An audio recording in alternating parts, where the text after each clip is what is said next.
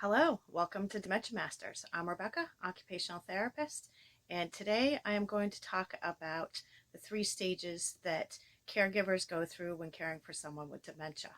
And the third stage is obviously one of the easiest stages, but not everybody can get there because you have to work hard to get through stage one and stage two. First stage, I like to call the struggle stage. This is where we just don't know what to do, if we're saying the right things, if we're acting the right way. We are completely overwhelmed with all the things that are going on. And now that we're taking care of somebody, there's more of a stress. And so there are times where we feel like we're going to give up. We can't do this.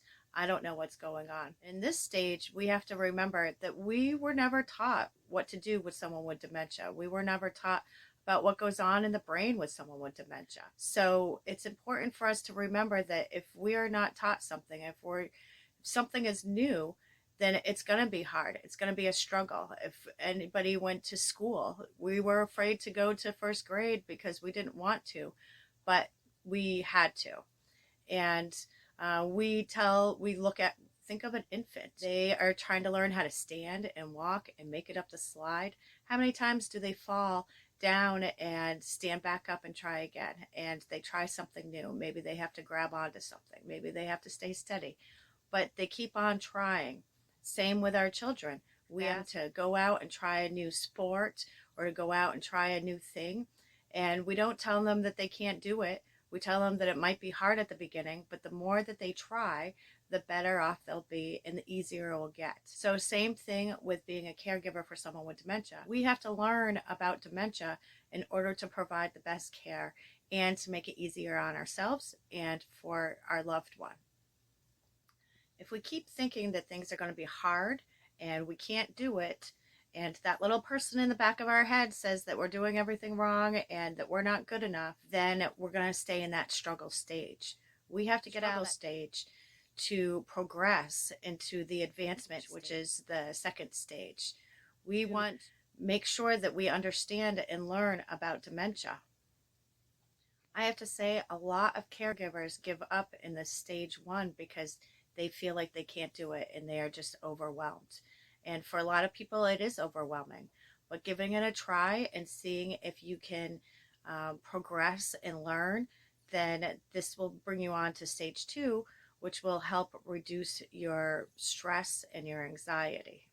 When you're in stage one, you maybe look things up online, you listen to different podcasts and stuff like that, and you try the different things that people talk about. And you try once or twice and you realize, oh, that didn't work. So then you give up. The thing about dementia is that first, everybody is different. Each situation is different, each person is different, and each brain part is affected differently. So it has to be personalized, and it's important to get a person to help you personalize and kind of investigate exactly what's going on with your loved ones, so then you can get an appropriate answer and figure out how to get there to the next level. A lot of times we get pushback or we get a poor reaction.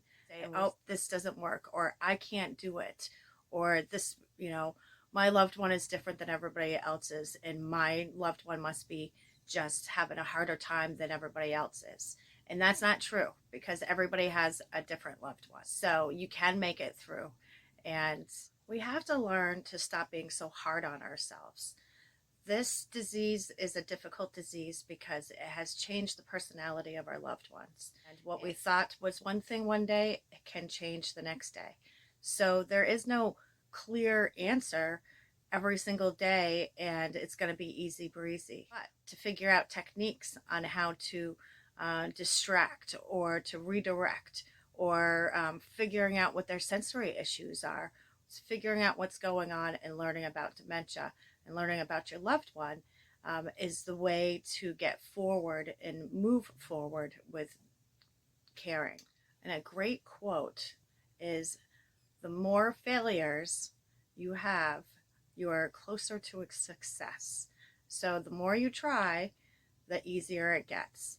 And that's true for almost everything. If we're trying to learn how to ride a bike to if we're trying to, get a master's degree, we have to learn to do things and progress slowly in order to get there. And so failure happens, And it's okay to have failure because you learned from the failure and you're going to try something new the next time. And that's the part that's important. We have to learn approaches that work. We have to learn how to change our mindset and how we talk to our loved ones. We have to learn how to change the things that we think are correct in our speaking. And learning different techniques, learning different ways to change our mindset takes time. It takes trials. You're going to have to try 10 times to get one positive reaction. So it's, like I said before, it's not a one step thing. But giving up at the beginning is not going to help you in the end. Giving up and trying, I don't have to learn anything, or this is just the way it is, it's not going to help in the end. It's going to make the struggle even harder throughout the whole entire time. If we don't get through this struggle, we're never going to get past the struggle stage. My goal is to get you through the struggle stage and get you on to stage 2, which is the advancement stage. The important thing, though, that you have to be willing to change your thoughts and be willing to push and change the way you're doing things, and be willing to learn and understand dementia and learn and understand the changes that are going on in your loved one. It's okay to not be a good caregiver. It's okay to have this struggle because, again, we were not trained on what to do. So now this is thrown on your lap. And if we think we had a child, a lot of people go, you read a book, you look things up online. So we need to do the same thing for our loved one with dementia. We have to train ourselves in dementia and understand what's going on. So then we can be good caregivers and we can go to the advancement stage. Once you're through the struggle stage, you go on to the advancement stage where you see little tiny advances. You see little tiny progress that's going on. You may have reacted a little bit better this time and realized that your loved one's reaction was better. You may have figured out how to get mom out of the car even though she didn't think she was at her own house. Maybe you figured out how to get dad to take a shower today. So these are little tiny advancements.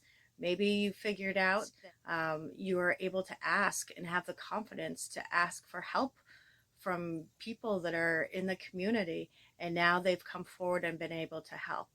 You've been able to create a system and a routine that was helpful for yourself and for your loved one. So these are all little tiny advancements that make your life and your loved one's life so much easier. But you have to get through the struggle stage in order to get to the advancement stage. And there's times when we're in the advancement stage and we're just so exhausted, we go back. I call it 2 steps forward and 1 step back. So we go back to our old ways and we go back to yelling or just having no patience because we just want to get something done so quickly. And that's not the way it is with dementia. So the advancement stage is a great stage to be in because you see little progress. You see little things that are going on. And you start feeling more and more confident that you have little wins in there, that you are able to see your changes and you're able to see that what you did made a big change and it made your life a little bit easier. So that is the advancement stage, little tiny advances. And this is a great learning stage to be in because you can experiment with different things. There's approaches that we do and that we practice and that we try. And we might have to try 10 times in order to find the right one that works for your loved one. Like I said before, everybody's different. So we have to practice, and we have to experiment in order to get to these little tiny advancements to see exactly who our loved one is and what do they respond well to and what don't they respond well to.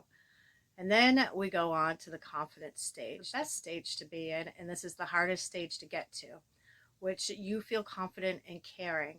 You feel like you know that there's going to be a struggle tomorrow, but you know how to deal with it. You know how to mentally deal with it, which is one of the harder things. But then you also know how to help your loved one with the dementia, how to deal with what the next struggle is. And this is a great stage to be in. You understand that, tomorrow is going to be another day and tomorrow is going to be a new challenge. But you're not going to tell yourself you can't do it, and you're not going to tell yourself that you're going to give up. You also have found, a little bit of time for yourself, which is very, very important. You can't give up yourself in order to spend 24/7 with your loved one. So you figure out that for yourself that this stuff is important, but also for your loved one that this is important. So the confidence stage is a great stage to be in. You have to go through the struggle stage and the advancement stage, learn what to do in order to be confident in your caring. And so if you guys want to help yourself in getting to this third stage, you can join me with my Decoding Dementia program at dementiamasters.com, and you can learn, we can, excuse me, I provide a personalized approach to caring for a loved one. We have to investigate who your loved one is, what's going on, what are their sensory issues, what type of a routine is there going on, how do you react, how do we change our mindset, and all these things are very important in order to be successful with caring for dementia. So again, look at the button below or the link below to sign up for a free one session with me, so then we can see if you're a good fit for the program.